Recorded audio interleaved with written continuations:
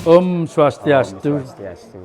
Selamat siang pemirsa. Pada hari ini kita berada di Panti Asuhan Ananda Sewa Dharma, Desa Sangsit, Kecamatan Sawan dan Kabupaten Buleleng.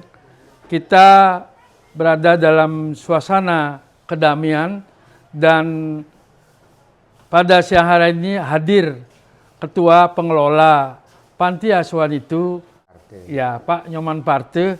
Pak Nyoman, pada hari ini tentu kita berbahagia dapat berbincang-bincang dengan Bapak untuk mengeksplor barangkali, menggali informasi terhadap Panti Asuhan yang Bapak pimpin.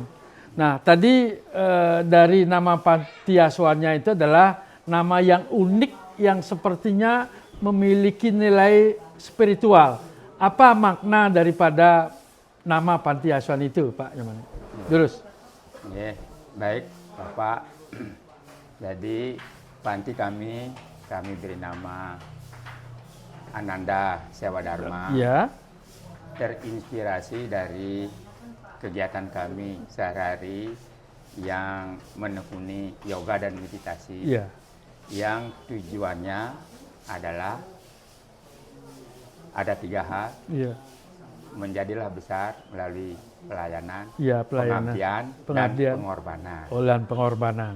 Dari moto itu, Ya. kami membuat nama panti ini untuk masuk ke wilayah pelayanan yang Ya. tadi saya sampaikan, yang bahasa Sanskertanya sewa. Oh, sewa. Jadi Ananda Sewa Dharma. Jadi Ananda atau Anandam, Ya. itulah kebahagiaan sejati. Kebahagiaan.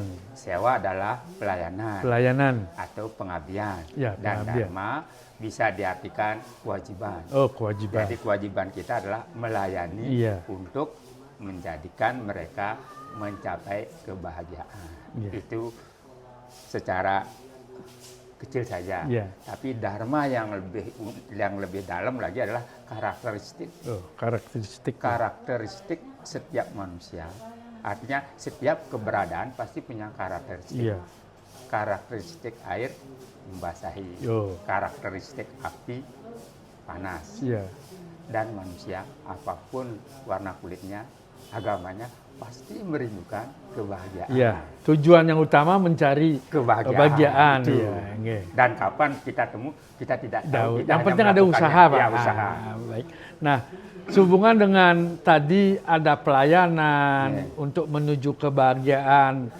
Kira-kira segmen kegiatan yang utama karena Panti Asuhan, kami melihat ada anak-anak yang memang ditampung di sini nih. Seperti apa upaya dan tujuan yang dilakukan, Pak Nyoman? Jadi tujuan yang diupayakan, jadi kami juga ada kerinduan. Ampun lagi. Iya.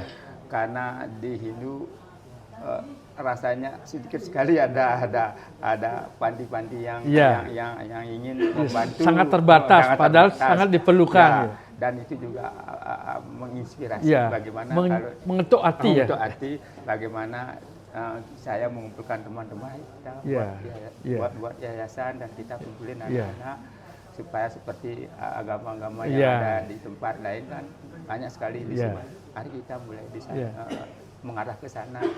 Lebih-lebih kita diberikan tuntunan untuk melakukan sadana seperti tadi, artinya sewa, sadana, dan pengorbanan. Jadi sadana itu adalah usaha. Jadi sadana itu mengusahakan bagaimana melalui mengumpulin anak-anak itu, kita bina mereka, kita kasih hak mereka sekuat kemampuan, dan kita ketuk teman-teman untuk menghimpun dan kita membantu untuk bisa mereka sesuai dengan kehidupan teman-teman lainnya, terutama bagi mereka yang kurang mampu. Berawal dari sana. Nah, nampaknya Tiang melihat segmen ini kan anak-anak yang berasal dari satu, mungkin dalam kekurangan, tidak tepatlah miskin, tetapi juga sebagai akibat situasi keluarga. Nah, sehubungan dengan itu ada Pak syarat yang nampaknya ditentukan oleh Panti Asuhan Bapak untuk menerima katakanlah orang-orang yang memang bisa diasramakan di sini, Pak?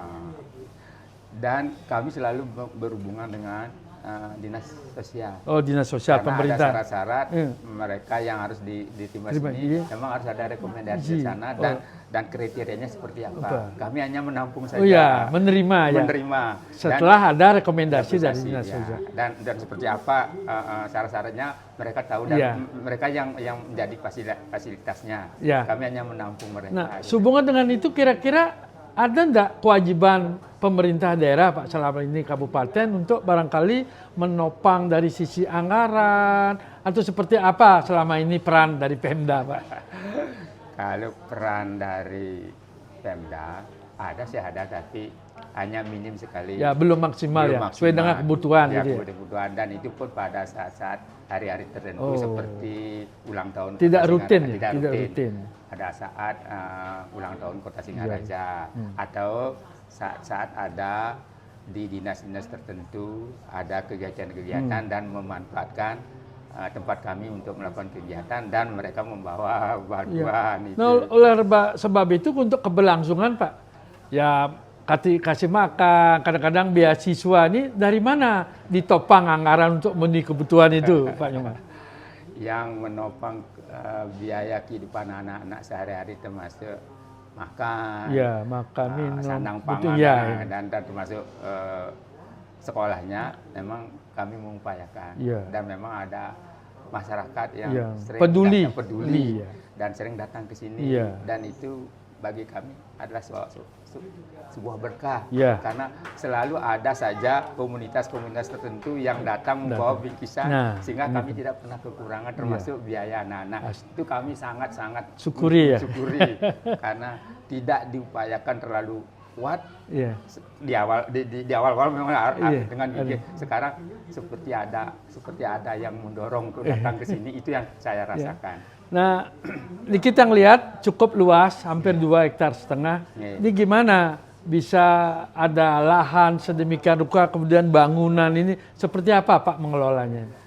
Nah, itu juga karena ada sumbangsih dari mereka yang sangat peduli. Lalu mereka punya lahan dan dibahkan dengan urunan, dengan urunan teman-temannya, lalu beli tanah, lalu sedikit demi sedikit membangun.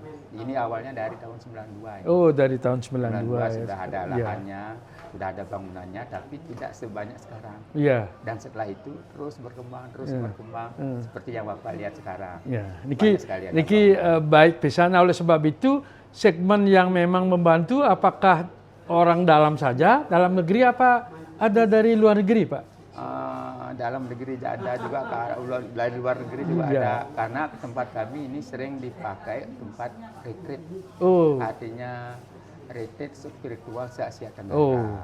Jadi levelnya sudah Asia Tenggara. Sehingga mereka itu yang tahu keberadaan di sini datang. Tidak rutin tapi sering datang dan juga memberikan sesuatu. Niki kan ke depan, Pak, tentu ini diharapkan berkelanjutan. Pak juga sebagai pengelola kan agar bisa melegasi mewariskan suatu ini bahkan lebih baik. Apa harapan Bapak misalnya kepada masyarakat, kepada pemerintah barangkali untuk keberlanjutan daripada panti asuhan ini supaya anak-anak bisa melakukan kewajibannya, apa itu sekolah, apakah melangsungkan nanti sebagai mendapatkan pekerjaan, kira-kira nanti harapan Bapak dan upaya yang perlu dilakukan. Jadi kami selalu sudah mengupayakan supaya kami diberikan artinya saluran-saluran untuk bagaimana anak-anak keberlanjutannya itu kami sudah sering usahakan. Apakah tentang terjadinya seperti apa saya juga belum tahu, tapi yang jelas generasi-generasi yang ada di komunitas ini sudah siap akan menggantikan posisi kami karena kami punya artinya grup yang yoga, punya komunitas komunitas yoga dan meditasi yang pasti itu yang akan melanjutkan. Seperti saya punya anak sudah sering keberlanjutannya dan mereka yang juga sudah belajar di sini karena sudah merasakan dari latihan-latihan yoga dan meditasi itu sudah sangat antusias untuk keberlanjutan tempat ini. Nah, untuk masyarakat, Pak, barangkali ada harapan, barangkali untuk ikut serta lah, misalnya mengawasi, bahkan membantu. Kira-kira seperti apa? Apakah Bapak bisa memberikan semacam himbauan dan harapan? Kalau kan tidak memaksa sifatnya, Ya. tapi kemana harus disalurkan kalau seandainya ada bermaksud baik, Pak? Silakan. Jadi kami di sini, di lingkungan sini sudah ada hubungan yang sangat bagus sekali. Mereka sinergitas ya. Ada sinergitas dan mereka sudah terbiasa ke sini. Bahkan kami di samping 33 orang anak masih punya 15 orang yang ada di luar panti. Oh, di luar ini tinggal ya. Yang kami ambil dari masyarakat di sekitarnya di sini. Biayanya dari sini, tapi masih ada pengasuhan orang tuanya. Seperti masih anak angkat ya. Masih di bawah pengasuhan orang tuanya, tapi biayanya dari sini. Dan mereka antusias sekali membantu. Bahkan kami seperti dilindungi. Ikut serta ya. Mereka merasa ikut memiliki. Dan bahkan kadang-kadang ada saat-saat kegiatan-kegiatan tertentu, kami undang orang tuanya ke sini. Ya, untuk melihat langsung sehingga terketuk hatinya. Baik pemirsa, demikian tadi keberadaan Panti Asuhan Andada Saudara sangatlah mulia. Pak Nyoman dengan sisa-sisa hidupnya bertambah komunitas, tentu berharap kemampuan yang dia miliki mencoba untuk memberikan sebuah harapan bagi anak-anak yang sekarang ada sebanyak 33 orang yang berasal dari situasi keluarga yang sangat memprihatinkan. Namun tetap memberikan semangat kepada anak-anak bahwasanya Pak Nyoman beserta teman-temannya itu menyiapkan rumah agar ini anak-anak mendapatkan sebuah kebahagiaan seperti di rumah sendiri. Namun disadari pula Pak Nyoman tentu berharap ada partisipasi dari masyarakat karena bagaimanapun juga perlu menjaga keberlangsungan tidak hanya masalah makan saja, sandang pangan, tetapi juga anak-anak di sini membutuhkan sebuah perhatian untuk pendidikan sehingga kelak dia mencapai sesuai dengan dicita-citakan dan anak itu berguna bagi bangsa dan negara.